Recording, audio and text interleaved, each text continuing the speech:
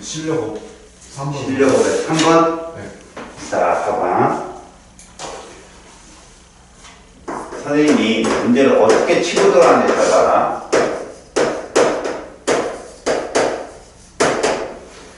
모든 건 어디부터 치고 들어가냐 했을 때 세로축에 그 분수값 있지. 네. S, O 비슷해서 이게 중요한 숫자야. 이거 보네. P, O 비슷해서 이거지. 이때 어떤 게 들어가냐면 봐라. 모든 주기에는 S, O 비탈이 기본적으로 있거든.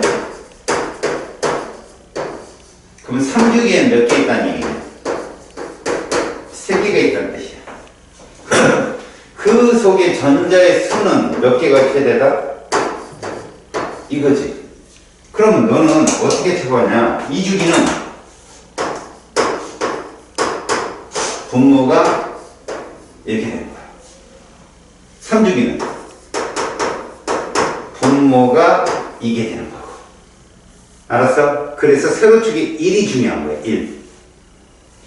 이게 1이라는 얘기는 봐라. 이게 1이라는 뜻은 여기가 얼마고? 4고. 그래서 얘는 누구야? 8번이야. 8번. 그렇지. 얘는 얼마고? 12번이라는 얘기지. 그래서 쭉 따라가니까 C가 보이지? 그러면 잘 봐라. 이 산소는 홀전자의 숫자가 2개고 원자과는 6이야. 얘가 답이야. 알았어? 그게 3 나와야 되니까. 그런데 왜 마그네슘은 안 될까? 홀전자가 0이란 말이야. 이건 안 되는 거지. 됐지? 자, 그 다음에 밑에 A 2분의 1을 따라가 볼까? 얘가 만약 2주기면 몇 분의 몇이겠냐? 4분의 얼마? 2. 이렇게 되면 6번 탄소라는 얘기 해봐. 맞지? 6번 탄소는 홀전자수가 2지. 원자과 전자수가 4고. 그래서 2 나와야 돼. 맞아? 맞다고. A는 탄소야. 됐지? 그러면 이제 저 위에 B를 한번 찾아볼게요. B. B는 3분의 얼마야? 5죠? 3분의 5지. 얘는 2주기에는 없어. 이런 애가. 그냥 4분의 1가 안 나오니까. 그럼 6분의 얼마가 되는 거야? 10. 그래서 16번 황. 그러면 얘랑 같다? 같은 주기니까 3. 그래서 B는 황. 자, 이제 D를 가볼까? D. 4분의 1이네. 그럼 얘는 2주기엔 누구? 5번 붕소죠. 5번 붕소는 홀전자가 1이고요. 원자과는 3이에요. 3. 아, 붕소. 이게 끝이야. 봐. 누구부터 들어갔어? 항상. 얘부터 들어가. S 오비탈부터. 이게 네가 로직으로 습관이 돼야 돼. 그래서 A하고 C는 탄소 산소기 때문에 기억은 맞아. B하고 D는 다 다른 조건소야. 여기서 동일한 족이라면 B, C가 동일한 족이지. 동일한 족. 황하고 산소니까. 그지? 원자과 전자수가 가장 작은 원소는 누구다? 붕소일 수밖에 없겠다. D. 그지? 네. 답은 1번이다. 이런 얘기야. 하나만 더. 4번 더 해줘? 네. 4번 문제 봐봐. 원자 X니까 얘는 한 원자 내에서 가능한 전자 배치 그리고 가다야. 그러면 X라는 원자에 가능한 전자 배치니까 가에서 다는 바닥도 있고 들뜬도 있을 것 같다. 느낌상. 자, 문제 보니까 한 가지는 바닥 상태고 둘은 들뜬 거라는 얘기네. 자, 전자들의 주양자수 총합은 모두 12로 같다. 이게 중요한 건데. 봐라. 전자들의 이거 문제 번호가 아니 4번이 아니라 알았지? 문제 번호야 이거. N 총합이 얼마라고? 12. 그러면 너는 이거부터 한번 봐. 2주기 끝에 있는 10번 네온이 있지. 얘 N 총합 얼마니? 일단 K에 몇 개 있고 둘, L에 몇 개 있어. 그래서 K는 N 값이 1이지. 얘는 N 값이 얼마고? 2. 그러므로 여기는 2가 나올 거고 여기는 16이 나와서 둘이 합치면 18이지. 그럼 이 4번 18보다 작지. 2주기라는 얘기야. 이해 갔지? 네. 그 다음에 다시 해. 여기는 K에 두 개가 분명히 있겠지. 그잖아. 네. 그럼 L에는 몇 개 있어야 되냐? 자, K에 둘. 그지? 빼면 10이잖아. 그래서 5가 있어야 된다. 아, 얘 7번이구나. 이런 거 지금 찾아내는 거야. 7번 7선. 알겠지? 네. 자, 전자들의 부양자수 총합은 가하고 가가 제일 크고 나하고 다가 같다고 그랬어. 자, L의 총합. 이건 뭘 의미하냐면 S오비탈은 0이고 P오비탈은 1이거든. 알았어? 근데 가가 가장 크고 나하고 뭐가 같다고 써놨어. 그럼 무슨 말일까? 이건 무조건 이걸 말하는 거야. 왜? S오비탈은 무조건 0이거든. 물론 그 P오비탈에 있는 전자들이 몇 개가 들어갈 수 있느냐가 중요한 건데 얘가 4개 들어가고 원래는 바닥 상태에서 3개만 들어간다. 알지? 홀전에서 3시 때문에. 그러면 이제 가정을 두는 거야. 네가 이건가? 이렇게. 이건가? 이렇게. 그럼 이렇게 생각한 이유는 1S나 2S에서 전자가 올라온 거야. 근데 분명 이 총합이 12로 똑같다면 2S에서 올라왔다라고 예상할 수 있는 거예요. 어차피 2S에 있는 전자나 EP에 있는 전자나 주양자수는 똑같으니까. 그 다음 얘는 둘 중에 하나는 바닥, 하나는 들뜬 거. 둘이 한 쌍으로 존재하는 거. 이런 식으로 예상할 수 있겠지? 나의 전자들의 자기양수 총합은 0이다. 요가 아주 에너지 없네. 야, 3인데 자기양자수 총합이 0이면 이거일 수밖에 없는 거야. 총합 얼마나? 0. 그래, 이거라. 나는 바닥이구나라고 느끼는 거지. 알겠어? 네. 그 다음에 홀전자는 간하고 같다고 그랬잖아. 몇 개로 되게 홀전자 3개잖아. 근데 지금 간은 이런 식으로 예상을 하는 거지. 이렇게 있는 게 이제 4개가 있다고 그러면, 그지? 이렇게 돼 있는 거지. 이런 식으로. 알았어? 이러면 어디? ES에 이렇게 있다는 거지. 하나. 그 다음 이놈은 이렇게 있는 거지. 하나. 이해갔냐? 네. 그래서 기억, X의 원자까지해서 5가 맞아요. 바닥 상태는 나고 훈투 규칙을 만족하는 전자 배치는 이라고 했는데, 자, 이거 훈투 규칙 만족했냐 안 했냐? 안 했어. 안 했잖아. 이것도. 안 했어. 그럼 이것만 한 거네. 그지? 그러면 만족하는 전자 배치는 2가지다라고 했거든. 자, 그렇다면 기본적으로 훈투 규칙에 만족을 하지 않았다.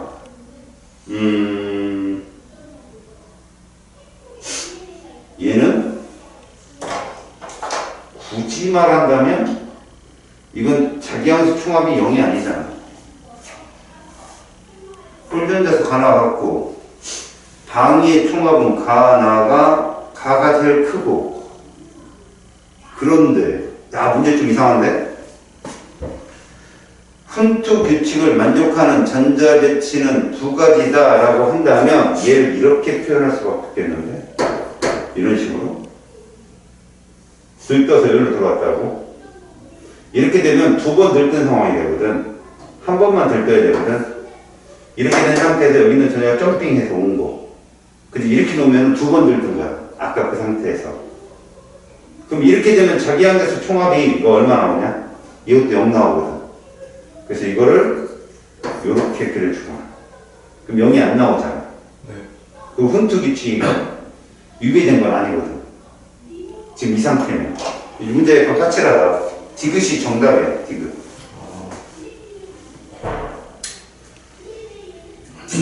한 번만 들떠야 된다라고 한다면, 오케이? 네. 그래서 답은 5번으로. 오케이? 네. 자, 그 다음 넘겨봐봐. 이쪽에는 안 풀었지, 그지? 네. 좀 두고두고 풀어봐라. 네. 수능 실전 문제도 좀 있고 그러니까, 네가 이제 다 나중에 문제를 풀어야 될 거야. 이제 두 번째, 원소의 주기적 성질이라는 것이야.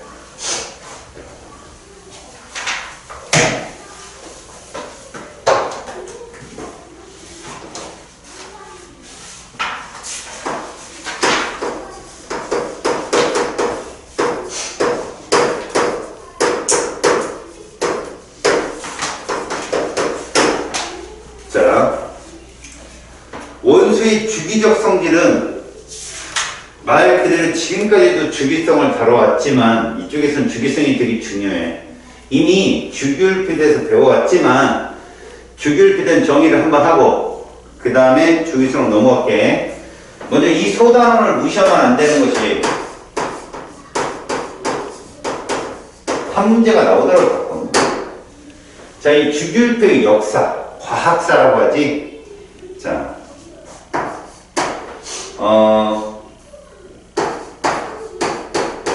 이 과학사를 한번 보자. 제일 먼저 등장한 건 얘라고 봐야 되겠지. 그때 당시에는 그닥 원소가 많이 발견되기도 안 했지만 그 발견되지 않은 원소들 상에서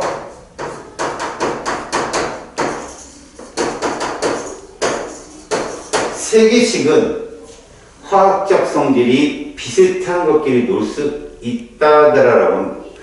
이 나눔의 시작이 바로 데베라이라는 사람이에요. 그러니까 원소는 조금밖에 발견이 안 됐지만, 요 세 개는 성질이 비슷한데 물에 닿으면 뭐 폭발을 하고 뭐 이런 식으로.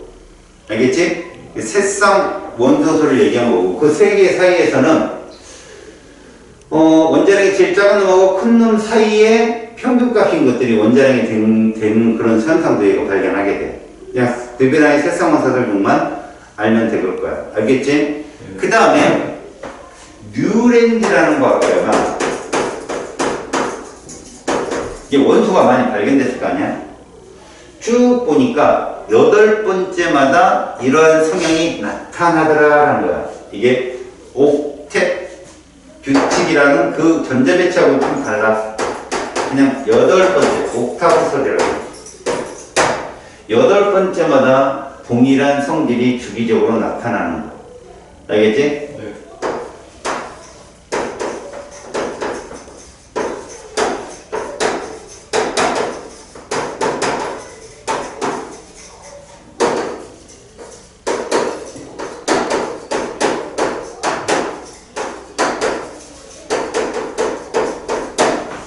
이런 설로 나타낸 것이 바로 뉴랜드의 옥타브 소리야. 그럼 세 번째로는? 자, 이 세 번째로는 바로 멘델레프라는 러시아 과학자거든.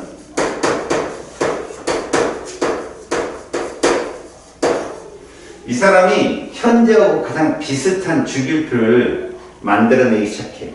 뭐 보통 1800년도 후반이니까 1869년 그 정도 되니까 멘델레프 정도면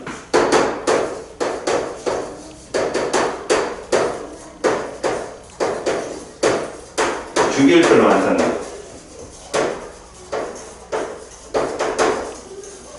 근데 이게 어느 정도는 맞는데 예외가 나타나는 거야. 18번하고 19번. 그러니까 뭐 아르곤하고 뭐 칼륨, 니켈하고 코발트 그 사이에서 얘들이 약간 비슷한 성질이 나오는 건데 문제는 이런 질량소순으로 주기율표를 완성하다 보니까 대충 이 다음엔 이런 성질을 가진 놈이 나타날 거야 앞으로 라고 하는 예측을 하게 됐지. 알겠어요? 네. 근데 몇몇이 질량소순으로 주기적 성질을 벗어나는 것 때문에 인정을 못 받아. 자, 그런데 자 문제는 현재의 주기율표 발견은 바로 모듈이라는 과학자야. 러더포드 설명할 때 잠깐 나왔어요. 그 사람 제자거든. 이 모즐리의 주기율표는 원자 번호 순이야. 지금 우리가 말하는 원자 번호 순.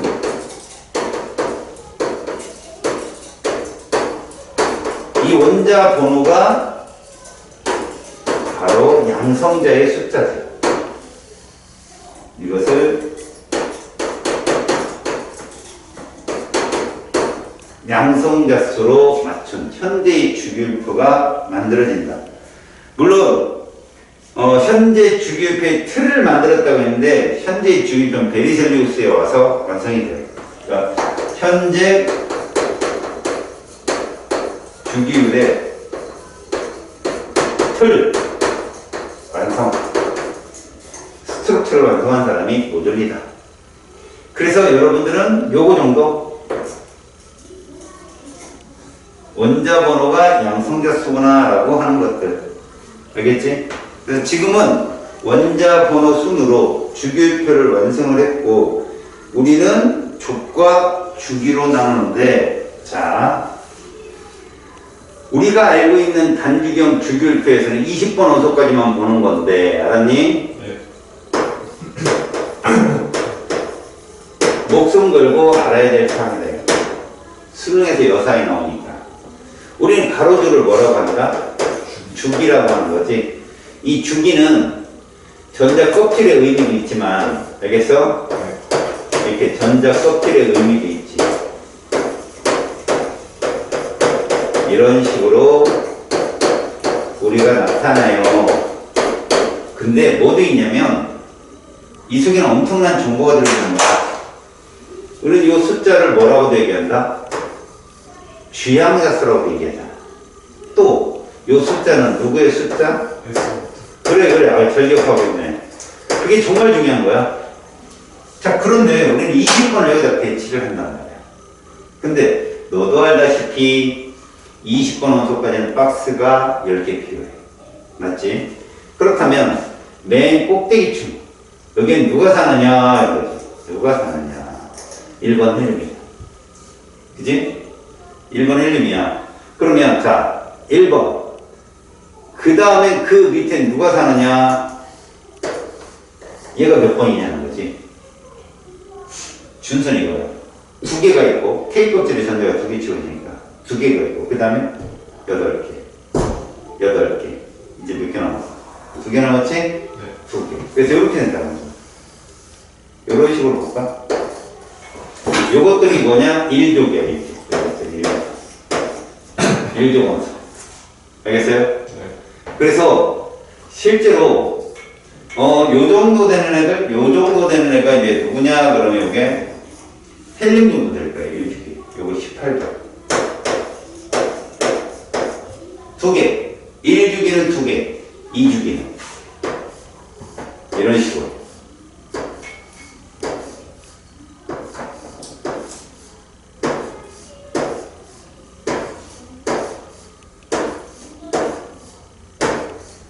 이게 몇 번이냐는 거지? 10번이야, 10번. 그 다음 그 밑에 다시 10번이면 이렇게 여기까지 18번 마지막에 이게 19, 20 이렇게 주기율표가 되어 있어요. 그래서 요 줄이 몇 쪽이다? 자 여기는 원자과 전자 3이지만 우리가 누구랑 비교하기 위해서 저기 3족, 4족 같은 전이원소랑 비교하기 위해서 얘를 식을 붙여서 쓴다는 거지. 이런 식으로.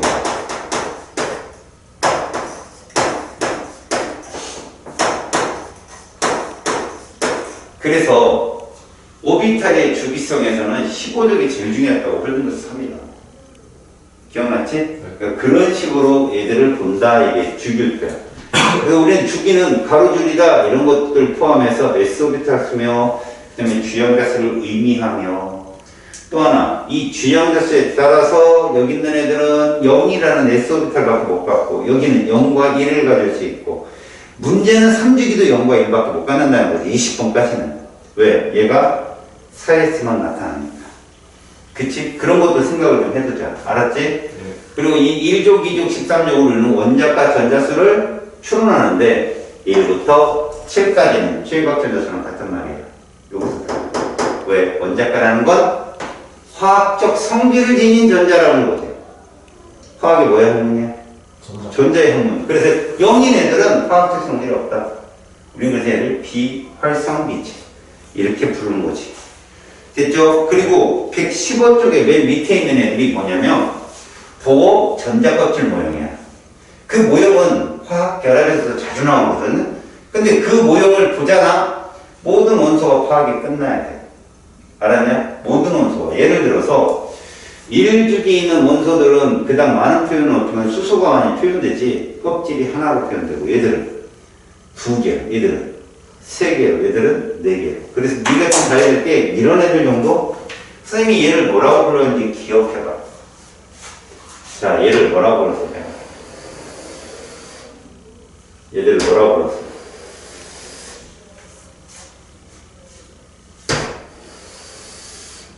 얘들 특징이 뭐야? 세트 1이야. 기억나냐? 얘 따라가는 애. 그잖아. 이런 것들이 네 머릿속에 뭐로 있어야 돼? 스캔으로 잠식되어 있어야 돼. 스캔으로. 알았어? 네. 그 다음에 얘들 있잖아. 얘는 뭐야? 세트 2. 누구 따라가는 애들? 그래, 그 얘기란 말이야. 지금 얘기. 이런 것들을 꼭 기억을 하고 있는 거지. 알겠냐? 이것들의 출발이 15족, 홀전자수가 3인 애들이다라는 것도 알고 있으면 좋고. 알겠냐? 그래서 2주기는 껍질이 2개 필요하고 3주기는 껍질이 3개 필요한데 항상 최각의 전자수가 원자과 전자수인데 18족은 0이다. 됐죠? 넘겨봐. 자, 주기율이 나타나는 까닭이 뭐냐? 원자과 전자수의 주기성 때문에 그렇다. 8번째마다 다시 되풀이되는 성질. 그리고 원소의 분류라고 하는 것이 있거든, 사실. 원소의 분류는 보통 금속과 무슨 금속? 비금속으로 나뉘게 되는데 13족에 포함되는 붕소 있잖아, 붕소. 붕소와 그 다음에 이제 SI, 주소 같은 준금속도 있을 수 있다는 거지.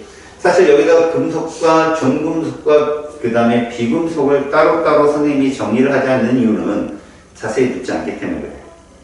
대신 금속은 1족부터 13족 원소들이 대부분 금속이다. 그래서 여기서 요 정도가 금속이라는 건 꼭 알고 있다. 요 포함하자. 요것도 포함하자. 요게 금속이에요. 요렇게. 요놈하고 요놈은 준금속, 중심. 그지? 남자도 여자도 아닌 중심, 중금속. 그럼 나머지가 뭐냐? 요거 조심해. 여기까지 같이 들어가는 거 이렇게. 얘들이 비금속에 해당되는 거지. 자, 금속은 뭐라고? 양변화를 떼는 거지. 금속은 남자야. 비금속은 여자. 중금속은 젠더. 그지? 뭐라고 해야 되냐? 젠더도 아니고, 뭐, 걔들도 어차피 여자가 되고 싶으니까 여자라고 할 수 있겠지만, 비음식이었다니. 비음식. 금속은 남자이기 때문에 생략적으로 정자를 내놔야 되잖아. 그래서 전자를 내놓는 애. 비금속은 정자를 받아야 되잖아. 정자를 받는 애. 라고 생각하면 되는 거야. 근데 이놈은 추네? 환자만. 그렇지? 비금속인데 전자를 줘요. 유일하게 양자만 쓰이는 애. 시험에 잘 나와요. 예. 특히 수소가 비금속이라는 거. 그 다음, 이때 같은 족 원소들이라고 하는 말이 무슨 말이냐면 이런 말을 의미해. 화학은 전자의 학문이기 때문에 외곽의 전자가 동일한 애들 있지. 그런 애들을 동족원소라고 부르고. 알았어? 우리는 동족원소를 고등학교 때는 1족과 17족만 배워. 그래서 통과 시간에도 배웠지. 1족을 뭐라 부르고? 알칼리가 뭔 뜻이야? 라틴어로 염기성이라는 뜻이야. 물에 들어가면 염기성을 띈다. 그 다음에 17족은 뭐라고 불러? 라틴어로 산성이라는 뜻이야. 할로진이. 2족을 알칼리 토금속이라 부르고 그 다음 18족을 비활성기체. 알겠어? 네. 비활성기체라고 부르는데 중요한 건 알칼리 금속 정도는 알고 있으면 좋다. 분석화학이잖아. 그치? 리튬 잘 봐. 나트륨 번호가 몇 번 틀렸어? 몇 번 커졌어? 8. 80. 그럼 이거 몇 번이겠냐? 그 다음 그렇게 되는 거지. 자, 여기까지 우리가 외워야 될 거야. 그 다음부터는 18이다. 이게 왜 그러냐면 네가 오비탈의 개수 있지? 오비탈 수를 계산하잖아? 이거야. 무슨 얘기냐면 실제로 오비탈의 숫자는 그 주 양자수의 제곱에 비례한단다. 1은 하나야. 2는 4고. 왜? 2s2p니까. 근데 3은 원래 9개거든. 3s 하나, 3p 셋, 3p 5개 있기 때문에 9개야 다시. 얘는 16개가 나와야 되고. 근데 여기에 전자수는 그 오비탈 내에 2개씩 들어가잖아. 그런 꼴로 인해서 실제는 1, 8, 18, 32로 계속 늘어나야 되는데 얘들은 전자 배치 규칙성 때문에 이렇게 늘어난다. 8 됐지? 8 됐지? 그 다음에 18, 18이야. 그래서 몇 번일까? 그 다음에 37번 루비디움이야. 또 18 하면 55번 세슘이야. 그 다음에 32번 몇 번이야? 87번 프랑시아지. 미나가 큰 루비를 세벼서 프랑스로 떴다. 이 1주기거든. 근데 웃을 일이 아니라 그냥 알아두면 주기 좋아. 그러니까 요게 9번 플로리잖아. 얘보다 제일 멀리 있는 애가 87번 프랑시. 대각선 제일 멀리 있는 애. 얘가 금속성이 제일 좋아. 알겠어요? 그런 성질이야. 할로제는 9번 플로린이 있죠. 풀 뜯는 17번 염소. 여기가 지금 8이죠. 그 다음에 18입니다. 얼마예요? 35 브로민. 또 18하면 53. 이런 식으로 규칙성으로 외우는 선생님 무슨 은빼는지 준얘가 다 외우게. 규칙성이야. 풀 뜯는 염소를 풀어. 그지? 브로민, 아이오딘. 옛날에 요더라. 외우기 쉬웠거든. 풀 뜯는 염소를 풀어요. 얼마나 좋아. 근데 아이오딘은 끝나는 거 아니야. 반말이라고 해서 그거 끝났어. 알겠어요? 네. 자, 동족원소들은 외곽의 전자가 동일하기에 화학적 성질이 비슷하다. 자, 117쪽에 1번 주기율표가 만들어지기까지 과학사에 대한 설명입니다. 데베나이러의 세상 원소는 현재 주기율표에서 같은 족에 속하는 거예요. 그죠? 그래 화학적 성질이 비슷하니까. 뉴렌디의 옥타브스는 현재 주기율표에서 주기 개념의 시초 맞아요. 8개 다음에 그 다음 8개 그 다음에 18개 이런 식으로 나오거든요. 멘델레프는 원소들을 질량 수 순으로 놨죠. 원자 번호는 모듈입니다. 이런 것들을 나올 수 있어. 자, 주기율표에 대한 설명입니다. 1번 주기율표의 세로줄은 족이죠. 가로줄은 주기입니다. 됐죠? 그래서 주기는 주양자수에 해당된다는 거 명심하시고. 자, 3번 4번 2번이구나. 원소들을 무슨 순으로 배열했다? 원자 번호예요. 원자 번호. 다음 3번 같은 무엇은 화학적 성질이 비슷합니까? 족이요. 족. 4번 이런 원소들은 전자가 되는 껍질수 주기죠. 주기. 주양자수. 자, 3번 그 그래프 주기율 중에 A 조심하라고. A. 알았지? 걔는 비금속이야. A, B, C, D 원소들은 금속 원소이다. 누구만 금속이다? B만 금속이다. B의 원소들은 그래서 양이온되기 쉽죠. 전자를 잃고. D의 원소들은 음이온되기 쉽죠. 전자를 얻고. E의 원소들은 실온에서 고체냐 기체입니다. 비활성 기체이기 때문에. 됐죠? 4번 바닥 상태 원자 A, E의 전자 배치입니다. 1번 같은 주기에 속하는 거 A는 1주기예요. 몇 족이죠? 18족입니다. 걔는 원소가 2개밖에 없거든. 1주기입니다. 그죠? 2번 헬륨이라는 소리입니다. B는요 2주기. 최각 껍질이 2껍질이잖아. 주양자수만 봐. 2주기 2족. C는 2주기 14 4조. 6번 탄소잖아. D는 2주기 16조. 8번 산소죠. E는 3주기 14조. 규소입니다. 탄소 밑에 있는 규소. 고로 같은 주기는 BCD예요. 2주기.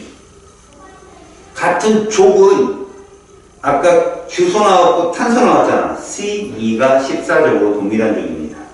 하지만 14번 규소는 준금속, C는 비금속입니다. 알겠죠? 금속 원소를 있는 대로 쓰세요. 그러면 P, 2족이니까. 맞지? 이 같은 경우는 규소니까 준금속, 얘는 금속 아니에요. 금속은 B밖에 없네요. 베릴륨. 그죠? 걔밖에 없습니다. 근데 베릴륨도요, 금속이 잘 안 돼요. 성형 안 됐는데. 자, 이제 넘겨보겠습니다. 자료 1번. 주기율표와 원소의 분류를 보는데 1번. 금속과 비금속으로 분류할 때 A만 조심하라고.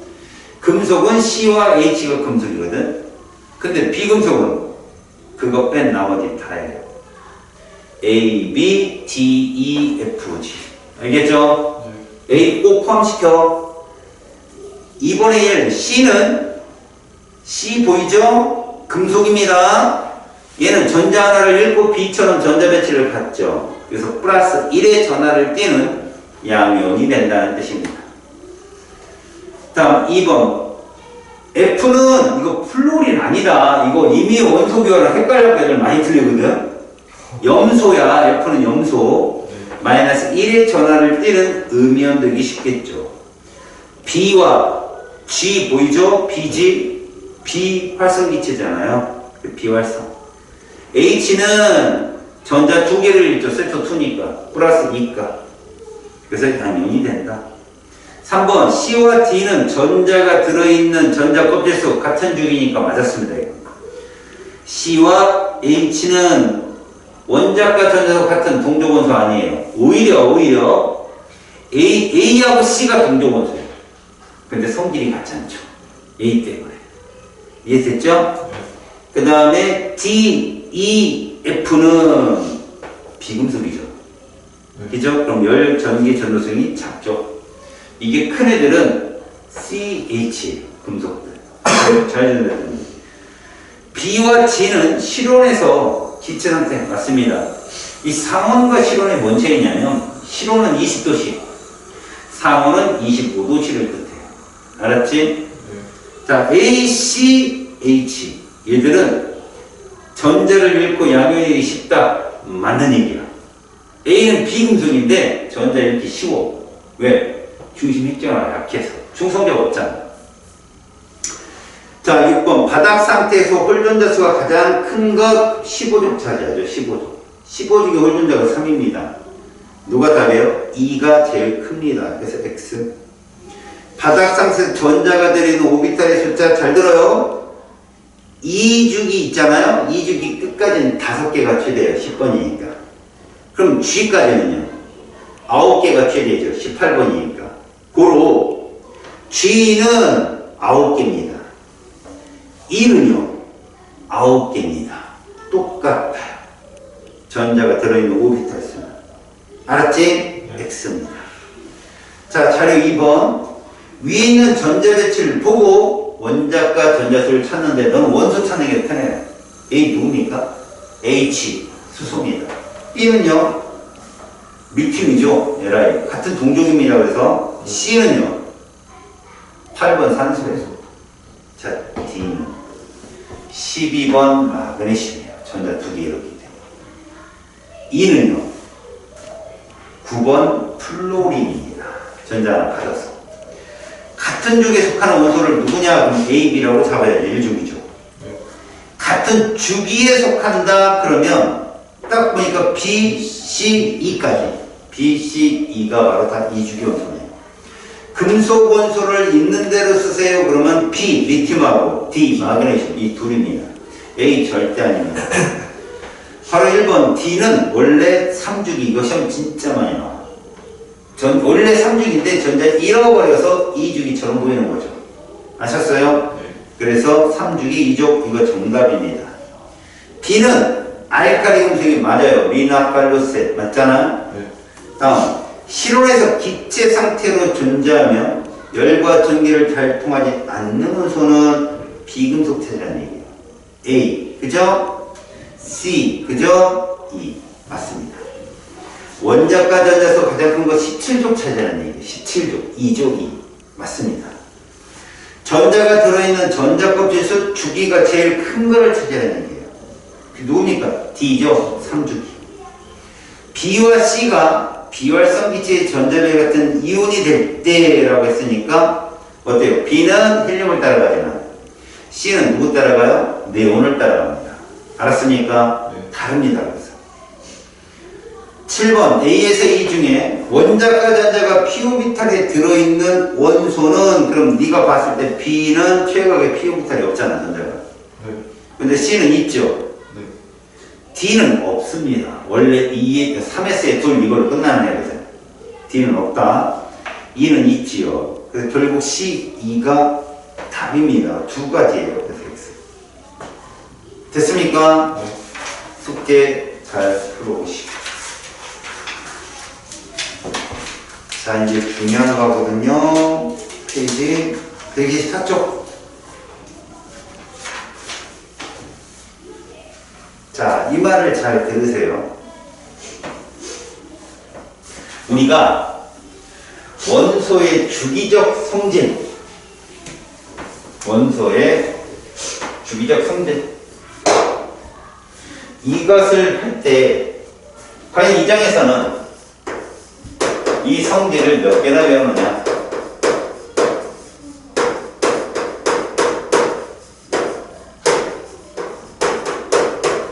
이 대목을 잘 보고 갈까? 첫 번째. 우리는 원자 반지름.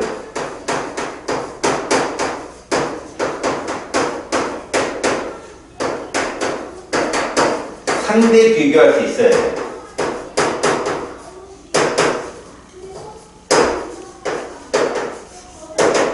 상대 비교를 할 때는 원인을 알아야 되거든. 아, 이것 때문에 그렇습니다. 라는 상대 비교를 해야 되고요. 그 다음에 이온화 에너지 값이라는 게 있어요. 이 장에서. 상대 비교할 줄 알아야 돼요. 물론 이 안에는 순차적 이온화 에너지 있지만 우리는 이 두 가지를 배웁니다. 그 중에 첫 번째가 바로 얘부터 나와. 봐봐. 얘가 바로 나와. 자, 이게 왜 나오느냐? 자, 거두절미하고 얘가 나오는 이유는 딱 하나예요. 원자 반지름에 영향을 주는 주유입니다.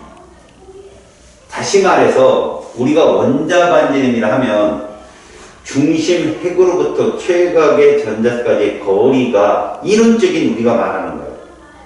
근데 너도 알다시피 현대 오비탈 모형으로 본다면 핵으로부터 무한히 멀더라도 전자가 존재할 확률이 0이 아니잖아.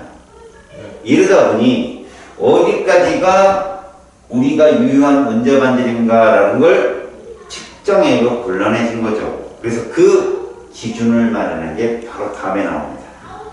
지금은 여러분들이 이렇게 생각해 주면 좋겠지. 유효핵 전하가 세면 원자 반지름이 작아진다는 겁니다. 핵의 힘이 세니까. 여기서 도대체 지금 원자 반지름 뭐지? 내가 그랬잖아. 기준이 안 쓸 때는 무조건 내가 이 말을 기억하라고 했죠. 화학이 뭐의 학문이에요? 전자. 결국 중심 핵이 주변에 있는 전자의 구름을 당기는 힘이라고 생각하시면 되는 거죠. 알았어요? 네. 근데 왜 앞에 유효가 붙었느냐? 봐봐요. 이론적 핵전화는요, 이렇게 보시면 돼요.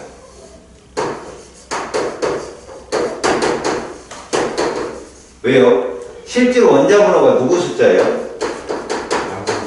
그러니까 음전화를 띠는 전자를 당기는 실질적인 힘은 얘입니다. 그러니까 번호가 커지면 이론적 핵전화는 당연히 커지는 거죠.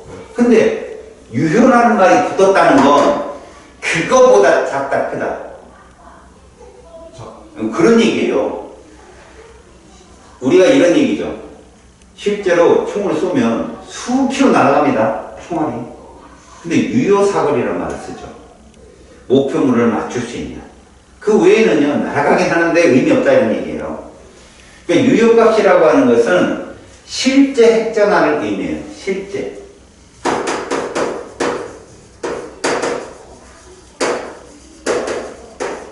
그러니까 이 실제 핵전화는 어쨌거나 이론적 핵전화보다 어떻다? 작다. 알겠어요? 작다. 그래서 얘를 우리가 이렇게 부른다면 얘 값은 이렇게 쓰죠. 그러면 이런 유효핵 전화의 값이 어떤 특징이 있느냐 봤다는 거죠. 얘는 여러 가지 힘의 영향을 받습니다. 근데 우리가 기본적으로 차근차근 배우면 좋겠지만 문제를 풀어야 되잖아. 그치? 그럼 이런 유효핵 전화에 영향을 주는 것을 세 개로 나눠볼게요.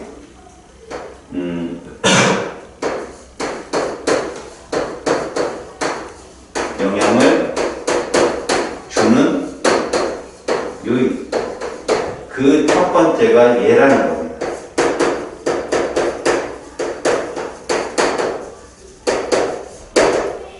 가려막기 효과라는 얘기예요. 스크린 이펙트라고 하거든요. 농구를 좋아하지 않죠, 그죠? 애들이 맨날 키 타고 농구장 갈 거는데 1분 뛰다가 너 쉬어 이런 그죠? 가려막기 효과라는 게 이런 식으로 생각하면 좋겠어. 전자들은 보호의 말대로 원궤도 운동을 해야 하네요. 보호의 말대로 등속 원운동을 합니까? 안 합니까? 안 합니다. 그걸 고민하고 있으면 어떡합니까? 그건 수소나 그렇게 설명할 수 있는 거죠. 수소조차도 그렇게 안 죽여요.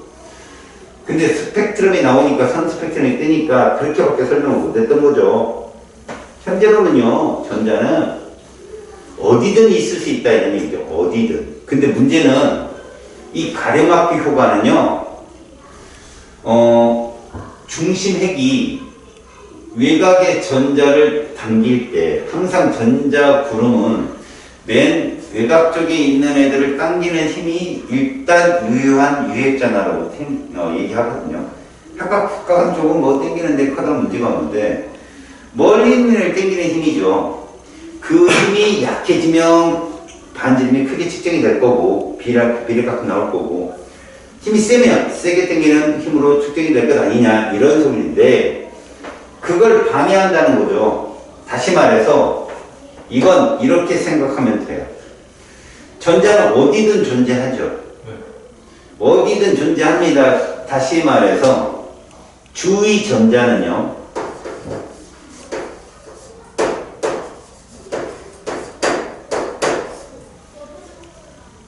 핵과 당사자, 지금 측정값의 전자와의 유핵전을 차폐할 수 있어요.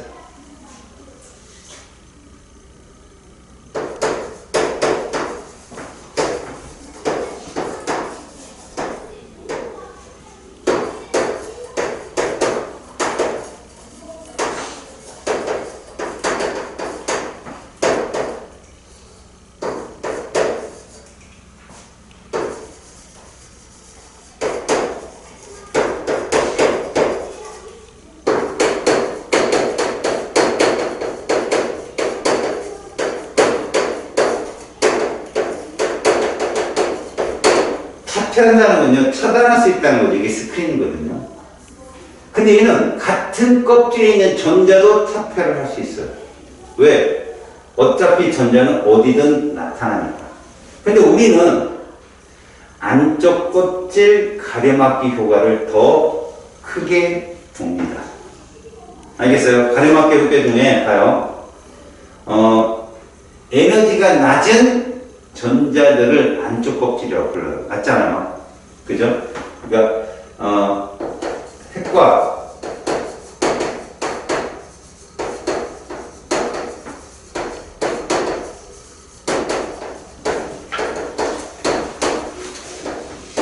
전자와 그 다음에 동일한 전자 껍질속. 전자. 얘들도 가려먹기 효과를 갖고 있거든. 근데 얘가 훨씬 크다는 거야. 이렇게. 훨씬 큽니다. 안쪽에 있는 전자가 가려먹는 효과가 상당히 큽니다. 영향을 주는 요인 첫 번째입니다. 그리고 유액전화는 어차피 전자들이 많으면 많고 껍질이 많아지면 많아질수록 이런 요인들이 등장을 하는 거죠. 두 번째 누가 있느냐? 이것도 있어요. 전자 간의 반발력도 핵전에 약간의 영향은 줘요. 알겠어요? 근데 전자 간 반발력은 어지간하면 유효핵전에 영향을 못 줍니다.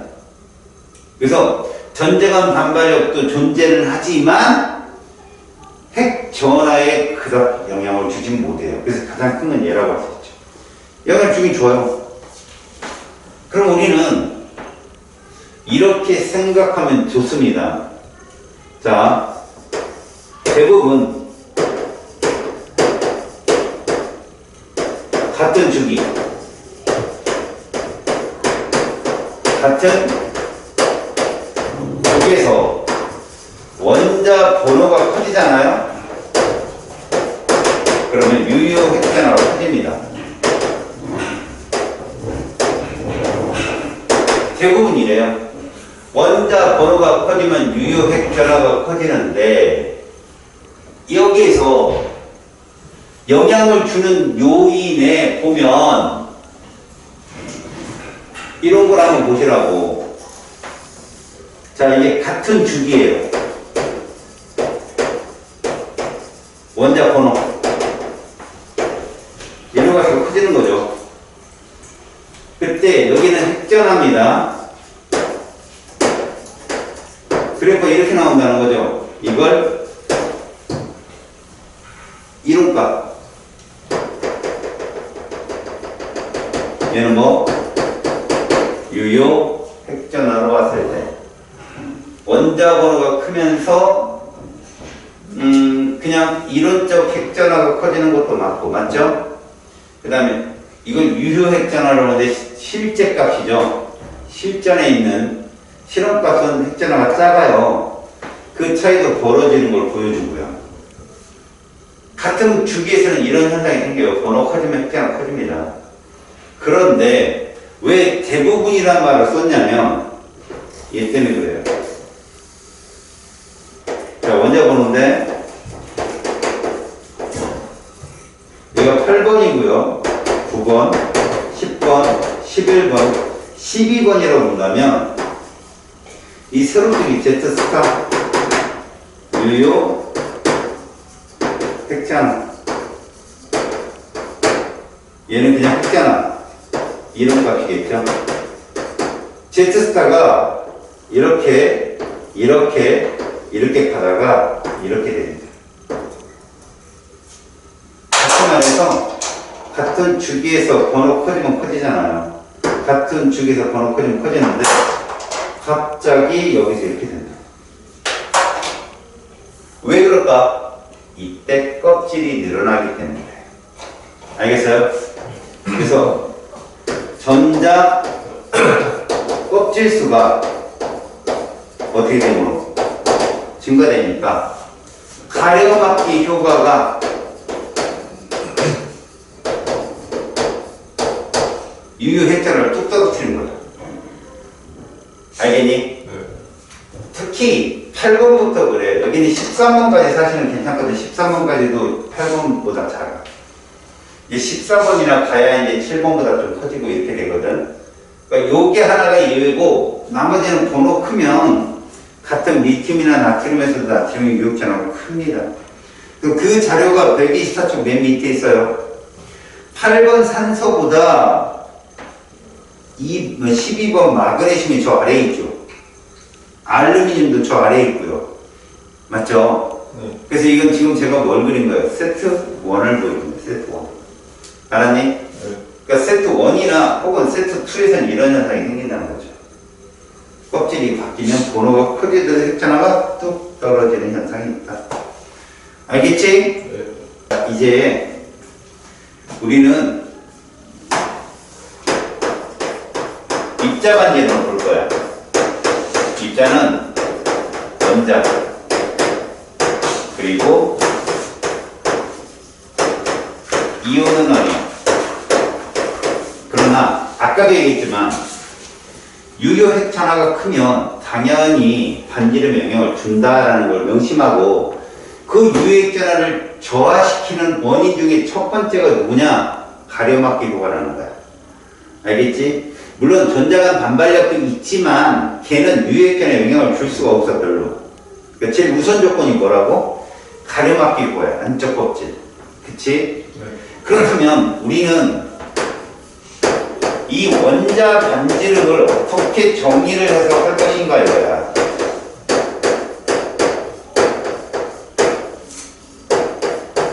이거는 금속과 비금속이 달라. 자, 비금속이야, 금속. 비금속은 화학 결합, 길이를 잰다. 이걸로 반지름을 예측하자라고 과학자들이 약속한 거야. 기본적인 원자는 오비탈 함수이기 때문에 어디가 끝인지 경계가 불분명해. 그래서 자, 비금속은 조건이 이거야. 동일 원소야.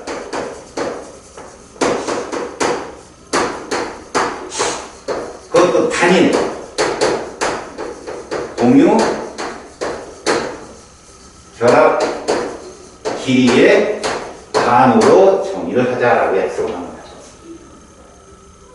실제로 이거는 여기서 덤비게 해놓고 그렇고 저기 3단원까지 배워야 거기서 우리가 추론해서 반지름의 정의를 내릴 수가 있으니까 일단 이 정도만 알아둘까? H와 H는 이걸로 측정이 가능하거든. 단일 결합이니까. 당연히 플루린과 플루린도 이걸로 측정할 수 있는 정의로. 염소와 염소도 정의로 정리가 돼. 그런데 1번부터 20번 사이의 원자 중엔 수소, 플루린, 그 다음에 염소 빼고 또 있잖아. 질소. 근데 질소는 몇 중 결합이야? 이렇기 때문에 얘는 결합끼리 2분의 1이 통하지 않는다는 거야. 3중이기 때문에. 다중은 안 된다는 얘기지. 또 O2 있잖아. 이런 애들은 안 된다는 얘기야. 안 된다는 얘기. 단일만. 그럼 얘들은 어떻게 측정합니까? 그러면 중심 원자 2개짜리를 갖고 놓고 보는 거예요. 예를 들어서 H2O2 과산화수소에서 O와 O 사이의 결합을 재서 반으로 자른다든가 그런 식으로 재는 거 알았지? 자, 두 번째 금속은 어떻게 하냐? 그냥 금속은 금속 결합 자체가 자기 자신과 결합하거든. 그래서 금속 결합 길이 곱하기 2분의 1로 측정을 하면 된다. 그러니까 원자 반지름이라는 것은 원자 자체에서 측정하는 것이 아니라 화학 결합 내에서 측정한다. 화학 결합 내에서 측정을 하는데 그들끼리 이런 조건이 있다. 단일 공유. 알겠죠? 네. 자, 그러면 이제 반지름의 정의는 됐고요.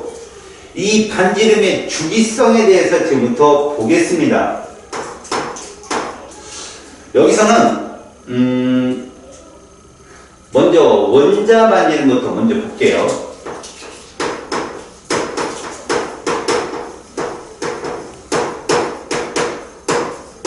얘부터 한번 살펴볼게.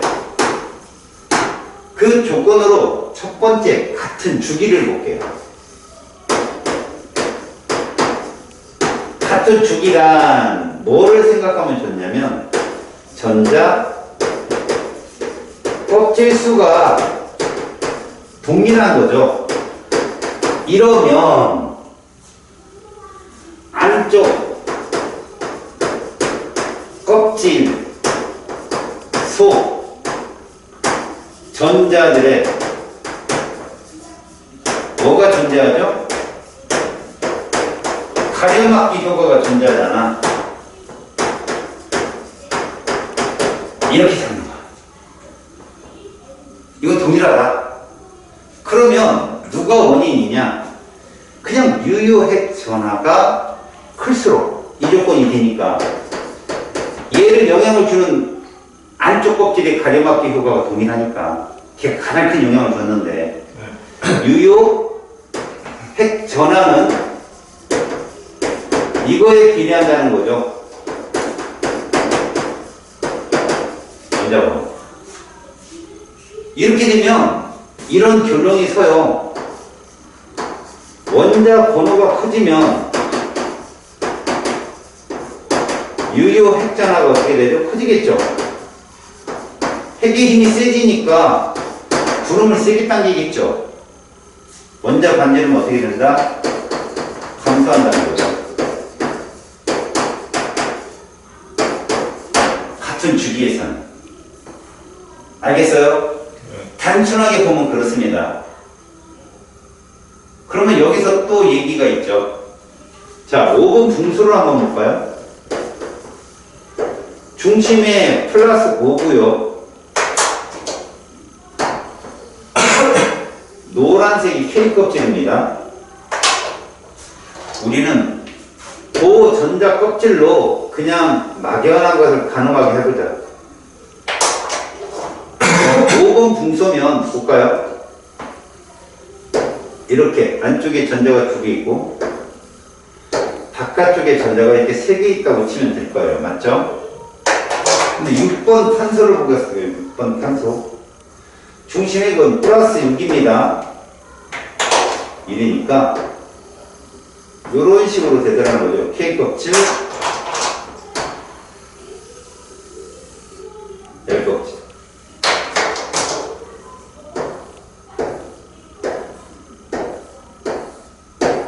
이렇게.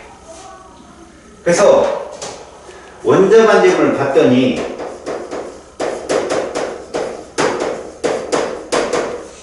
이렇게 되더라고요.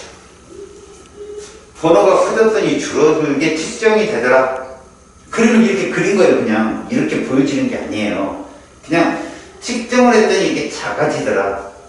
그러면 당연히 봐봐요. 원자 번호가 증가하니까 세게 당기겠구나 라고 생각할 수도 있지만 전자들끼리도 반발력 증가할 거 아니에요. 그죠? 근데 왜 걔들이 영향을 못 주냐는 걸 증명해 주려고 하는 거야, 지금. 봐요. 플러스 5와 마이너스 1끼리의 정전기적 인력이면 물리학 배우죠? 거리 제곱분의 전압의 곱이에요. 전기력이. 그러면 거리 제곱은 영향을 주는 경우가 거의 없기 때문에 빼버린다면 5 곱하기 마이너스 1이면 마이너스 5죠. 전기력에서 곱해서 마이너스가 나오면 인력이라는 뜻이에요. 곱해서 플러스가 나오면 반발력이라는 뜻이잖아요. 청력. 얘가 전자 하나와 이 중심 핵 간에 뭐가? 인력을 측정하면 마이너스 5예요. 여기는 얼마예요? 마이너스 6이죠. 그런데 이제 이 내부에서만 볼게요. 얘와 얘 간의 인력은 마이너스 5인데 얘와 얘끼리의 청력은 뭐예요? 그냥 1입니다. 게임도 안 되는 거예요. 핵의 힘이 워낙 세니까 반발력이 있지만 유핵전하의 힘에 눌리는 거죠. 그래서 결국은 핵전하가 늘어나면 반지름은 줄게 돼 있습니다. 같은 주기에서는 이렇다는 얘기죠. 알았어요? 네. 그렇다면 두 번째, 알아둘 거. 노란색 안에 있는 전자들의 가려막기 효과는 동일하다고 본 거예요. 같은 주기에서. 알겠어? 네. 그럼 빨간색 있는 전자들도 가려막는 게 있잖아요. 걔들은 커다란 영향을 주지 않는다라고 본 거죠. 있긴 있습니다. 이제 같은 족입니다. 같은 족은 실제로 전자 껍질의 숫자가 변합니다. 자, 보시면 원자 번호가 커지면요 당연히 주기가 큰 놈이 되는 거죠. 3번 리튬보다 11번 나트륨이 번호가 크면 주기가 3주기가 되듯이 커지면 얘가 늘어납니다.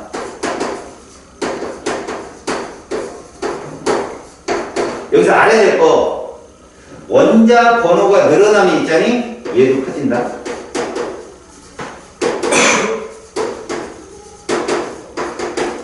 핵의 힘도 세진다고. 근데 이 방해 효과가 더 크다. 그래서 실제로 봐라. 원자 번호가 커지면 3번 리튬보다 11번 나트륨의 유액전화가 더 커지거든. 핵임이 세지거든. 세지는데도 불구하고 가려막기 효과 때문에 실질적 전자들이 갖는 핵전화 값은 작아져서 반전이 커집니다. 알았니? 네. 결국 무슨 얘기입니까? 원자 번호가 커진다, 유액전화가 커진다, 이거에 영향을 받는 같은 주기에서 가능한데, 같은 쪽에서는 누구의 효과가 더 크다? 가려막기 효과가 더 우세하다. 알았죠? 같은 쪽에서 뭐라고? 가려막기 효과. 이 효과가 더 우세하다라는 말을 알아두셔야 돼요. 가려막기 효과가 더 우세하다.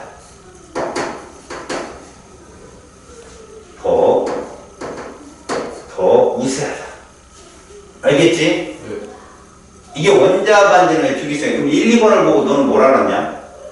아, 원자 상태의 반지름의 우선성은 누구다? 전자 껍질이라는 걸 알았잖아. 그지? 전자 껍질이 크면 결국 가려막기 효과 때문에 이런 성향이 나오는 거라고 단순하게 외웠잖아. 그지? 그러면 항상 2주기 원자가 뚱땡이냐, 3주기 원자가 뚱땡이겠냐. 이 이론에 따르면 2주기가 뚱뚱하겠냐, 3주기가 뚱뚱하겠냐. 3주기가 뚱뚱하다고 생각을 했겠지. 근데 이따 진짜 데이터를 봐봐. 2주기 중에 3주기보다 뚱뚱한 애가 있긴 있어 또. 이건 너가 이런 생각을 가지라는 거야. 무슨 얘기냐면 조건을 줬을 때 이렇다는 얘기지. 만에 하나 원자 반전이 뚱뚱한 조건은 두 개만 대봐. 여기서 두 개만 대봐. 첫 번째, 유액전화가 아주 작던가. 그 다음에 껍질이 수가 많던가잖아. 그잖아. 그러면 2주기 중에서도 껍질은 두 개인데, 응? 유효 핵전화가 너무 작아버리면 3주기보다 뚱뚱한 애가 존재할 수 있다는 얘기야. 근데 네가 보면 그런 애가 누구냐는 거지. 2주기 중에 3번부터 여기 18종은 나타나지 않는다. 18종은 이 조건에 부합되지 않잖아. 화학결합 안 하니까. 그럼 1족부터 17족 중에 3번 리튬부터 9번 플루린 중에 누가 제일 뚱뚱할 것 같아? 요거에 따르면 3번부터 9번 중에 3번. 걔가 제일 뚱뚱하지? 걔가 나트륨보다는 작아. 같은 족이니까. 알았어? 네. 그런데 얘가 알루미늄 이런 것들보다 커. 특이한 거야. 분석화학이니까. 물론 그걸 내리려면 조건에 있어. 뭐 A라는 원소가 리튬이라면 A라는 원소는 주기는 B라는 원소보다는 작다. 그런데 반지름이 크다. 그래서 애들이 깜짝 놀라는 거야. 주기가 크면 무조건 뚱뚱해야 되는데 왜 얘는 주기가 작은데 뚱뚱하지? 그럼 1족 원소라는 걸 기억하라. 그건 2주기, 3주기에서는 예외성이 나와. 알았지? 네. 4주기로 넘어가면 4주기 다 뚱뚱해. 두 개밖에 없잖아. 19번 클리노 20번 칼슘. 그건 데이터에서 보는 안. 그러니까 이걸로 본다면 너는 무조건 껍질이 크면 뚱뚱하구나라고 하는 편견을 버리라고. 2주기 중에서 1족이 제일 뚱뚱한데 그 제일 뚱뚱한 애는 3주기 원소의 13조 원소, 14, 15, 16 얘들보다도 뚱뚱하다는 거지. 특징적으로. 알겠니? 네. 그런 성질도 있다. 자, 원자 반지름의 주기성까지 봤는데 이제 맨 밑에 데이터를 한번 볼래? 자, 맨 밑에 데이터를 보게 되면 원자 반지름 주기성 중에 2주기 리튬이 보이냐? 리튬 보이지? 네. 리튬은 당연히 3주기 원소보다는 반지름이 작아야 되잖아. 우리가 배운 이론에 의하면. 그런데 나트륨, 마그네슘보다는 작지만 누구보다 그냥 알루미늄 이후의 원소들보다 다 커. 그리고 베릴륨을 보잖아? 그럼 저 끝자락에 있는 인, 황, 염소보다도 베릴륨이 커. 그러니까 무작정 껍질 크면 반지름 크다라는 편견은 버리라는 뜻이야. 알았어? 무슨 말인지? 네. 됐어? 여기까지? 일단 자, 껍질이 크면 반지름에 유리한 건 사실. 알았어요? 네. 하지만 유액전화 너무 작은 애랑 주기가 작은 상태에서 유액전화도 너무 작은 애랑 비교하면 이 주기가 뚱뚱할 수도 있다는 걸 명심해. 알겠지? 오케이. 그 얘기야. 다음 넘겨봐. 이제 이온 반지름의 주기성을 보자.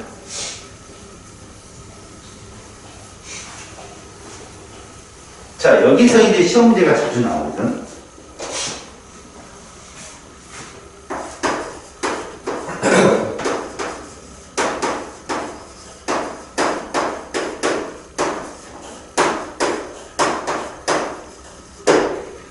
먼저 우리는 양이온 반지름 한번 볼 거야.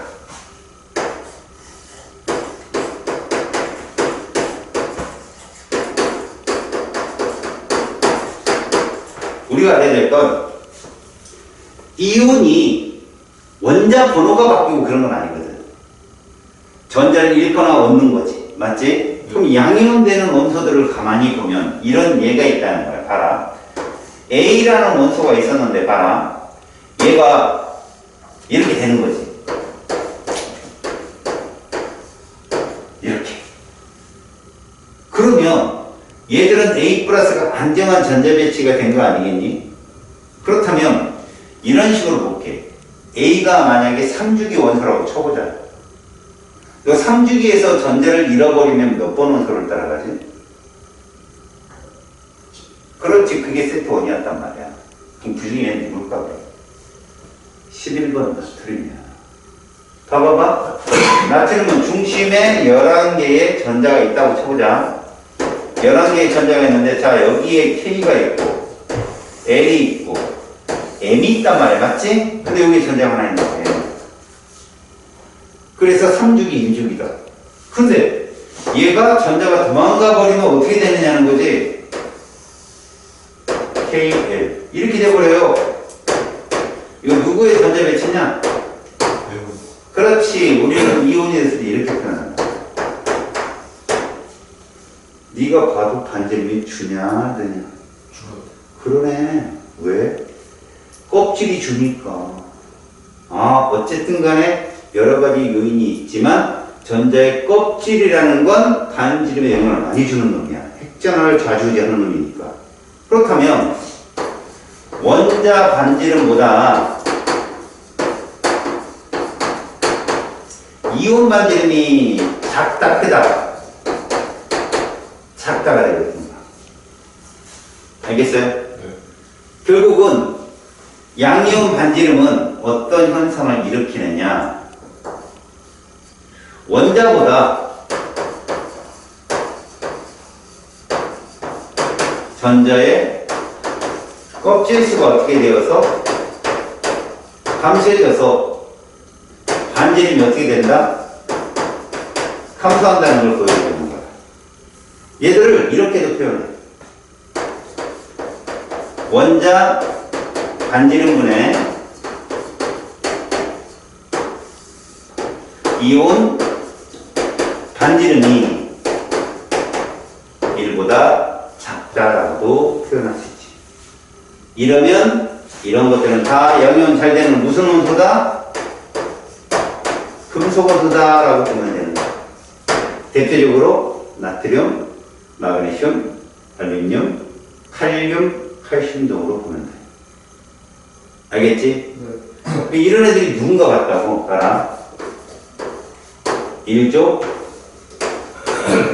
2족, 13족으로 본다면 2주기에 이런 애들이 누구라고? 리튬, 베릴륨이나. 3주기에 누가 해당돼 여기에? 나트륨, 마그네슘, 알루미늄.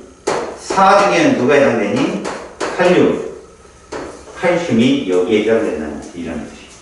전자를 잃고 안정한 전자 배치로 양이온 반지름 됐지? 네.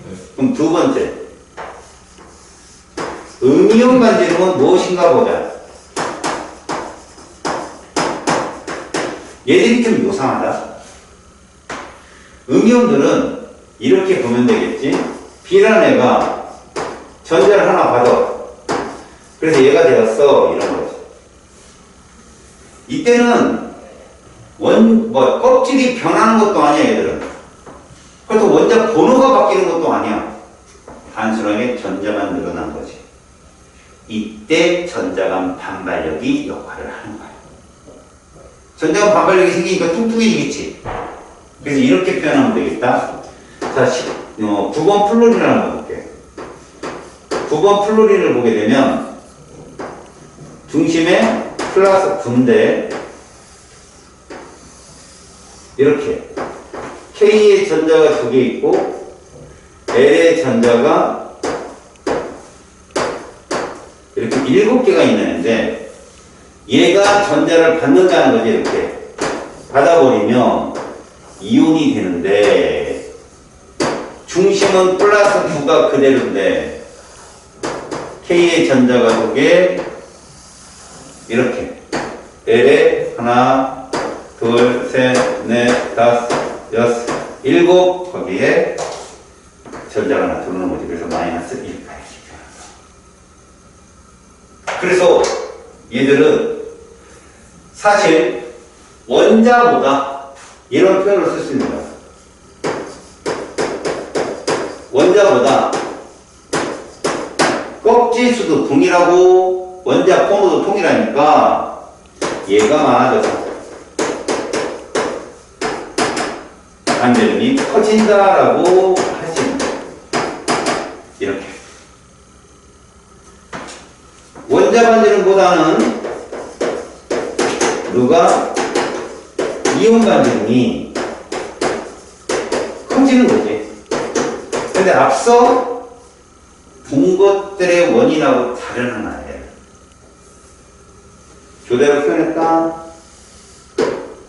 원자 반지름분의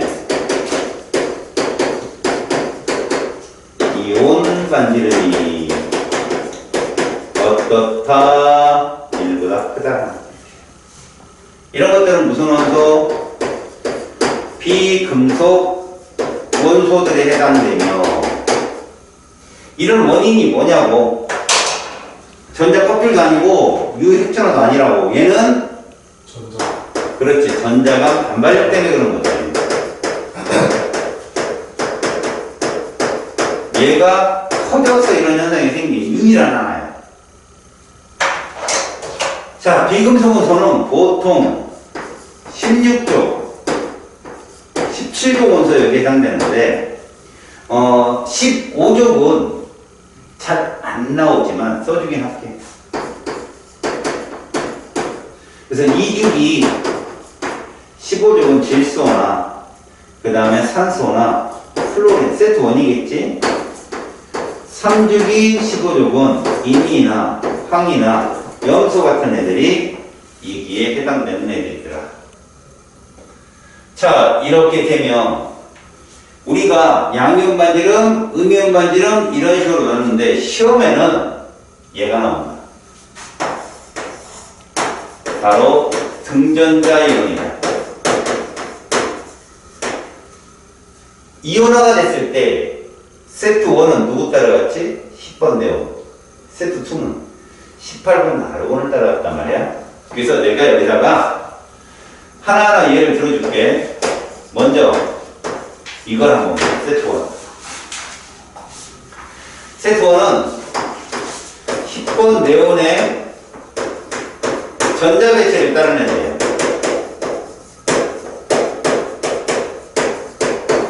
그런 애들이 누구냐고.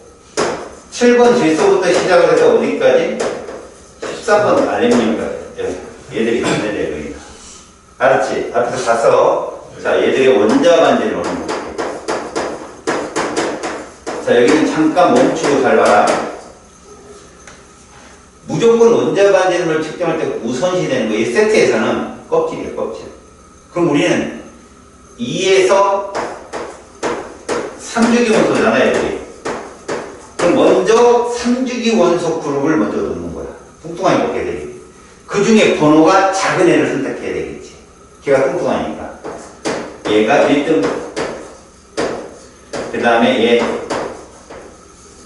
그 다음에가 알루미늄. 그 다음에가 2주기가 나오는 거야. 이제 7번 질소가 떨어지겠지. 8번 산소가 떨어지고 9번 플로린이 나옵니다. 이런 식으로. 알았죠? 9번 플로린이 나옵니다. 자, 그 다음 이걸 이온 반지로 놓잖아. 이러면 전자가 동일해지는 거야. 껍질이 동일해진다고. 얘는 전자 껍질이 몇 개로 동일한 거지?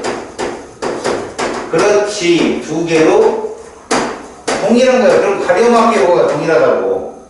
이제 원자 번호가 반지름을 결정하는 요인이 되는 거지.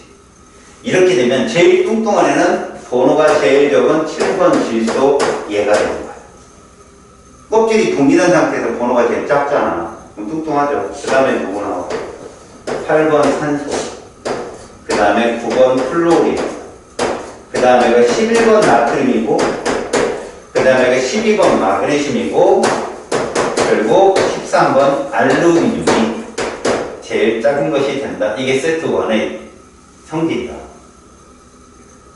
알았어? 네. 자, 이제 세트 2도 보자.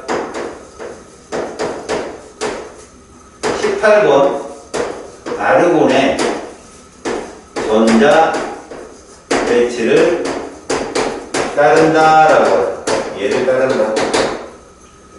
15번 인부터 시작을 해서 20번 칼슘까지 이런 특징이 있는 거죠.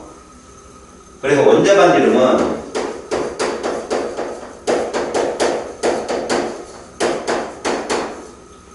일단 4주기가 우선이에요. 얘들은 3주기부터 4주기 원소이기 때문에 원자 반지름 무조건 4주기 위. 그래서 19번 칼륨이 1등, 20번 칼슘, 게다가 3주기에서 15번이네요. 16번 황, 17번 염소로 원자 반지를 측정하고. 자, 얘들이 이온이 되면 껍질이 몇 개로 같은 거야? 3개. 전자 껍질 수는 아르곤과 같이 3개로 동일한 거예요. 그렇다면 번호가 제일 작은 15번 인이 상가마이너스가 제일 크고, 황, 그 다음에 염소, 칼륨, 칼슘이 가장 작은 거로 측정이 됩니다. 이해 갔어요? 자, 얘를 이제 세트 1으로 제가 설명을 한번 해볼게요. 세트 1으로.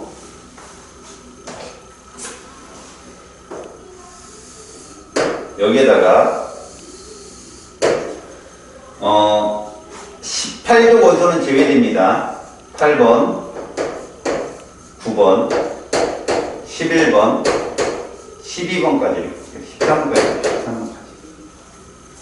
자, 여기를 상대값이라고 잡을게요. 반지름이라고 잡으면, 자, 요렇게 되는 거 보세요.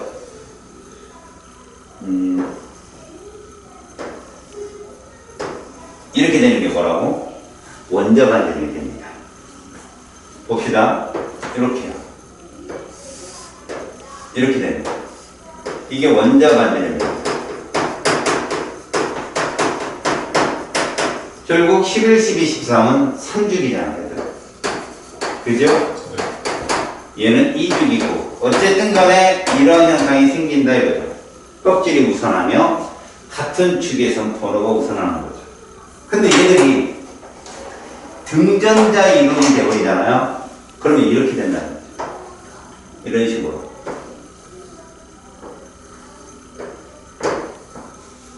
이런 식으로. 이게 등전자 이론이 됩니다. 10번 네온의 전자 배치를 따라가는 거죠. 그래서 여기가 누구냐? 바로 얘다. 얘가 누구냐? 얘다. 이런 식으로 보시면 되겠네요. 여기가 됐지?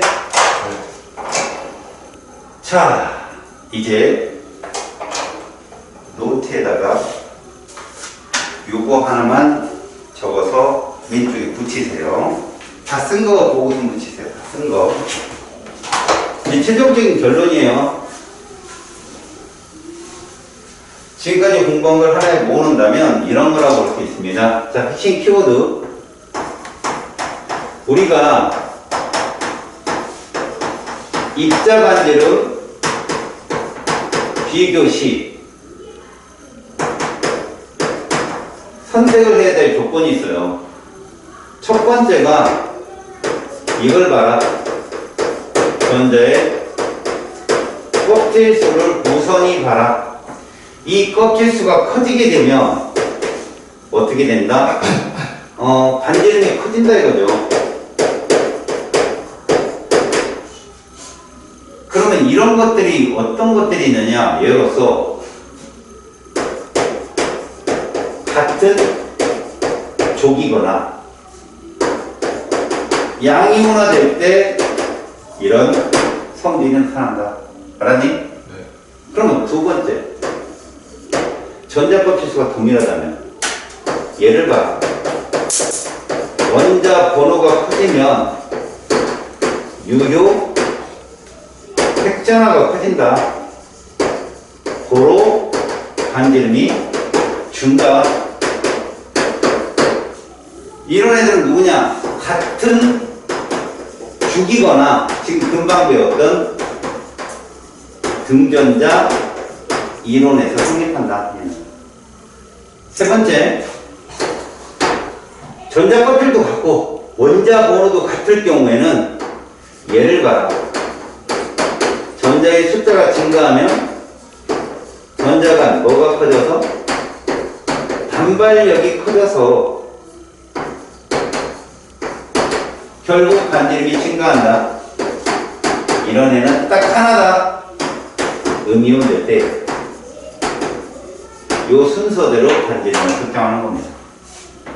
써놓고 노트 왼쪽에 붙이세요. 알겠습니까?